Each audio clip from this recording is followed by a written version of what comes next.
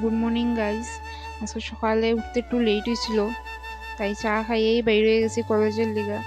যেদিন আমার একটু লেট হইব বাড়ির থেকে বাইরে হইতে, ওই দিনই কলেজে যাইতে আরও লেট হইব, সব প্রবলেম ওই দিনই হইব।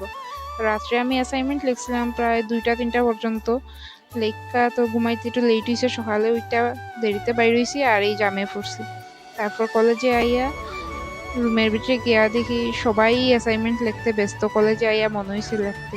তো টিচার্স রুমের ভিতরে তো ক্যামেরা এলাও না, তাই অ্যাসাইনমেন্ট জমা দেওয়ার সময় আর ভিডিও করছি না। তো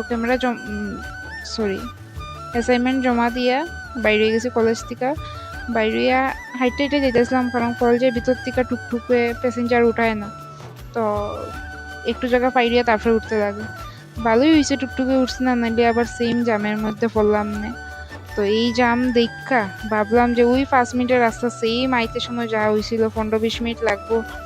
তো এই অবস্থা দেখা টুকটুকে না ওইটা আমরা হাইটটাই বাড়িতে আই পড়ছি।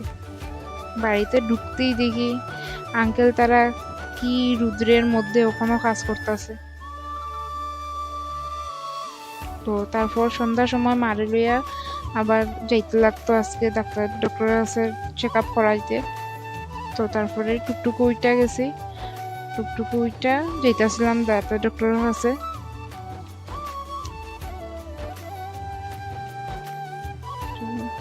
টুকটুক তো ভিতরে ঢুকে না, হরি মন্দিরের কাছে যায় না। তারপর টুকটুক থেকে নাইমা একটু জায়গা হাইটটাই যেতে লাগে।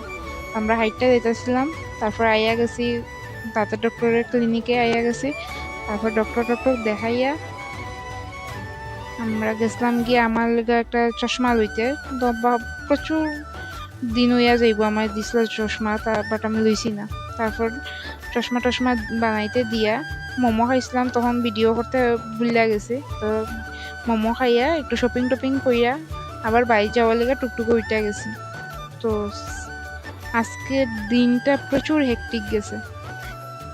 আঙ্কেলের টুকটুকের মধ্যে আরেকটা প্যাসেঞ্জার আসলো, তাইনও নামতো কলেজের সামনে। তো ওই সেম ভাঙ্গা রাস্তা দিয়া আবার গিয়া ভেক করিয়া আইছি বাড়িতে।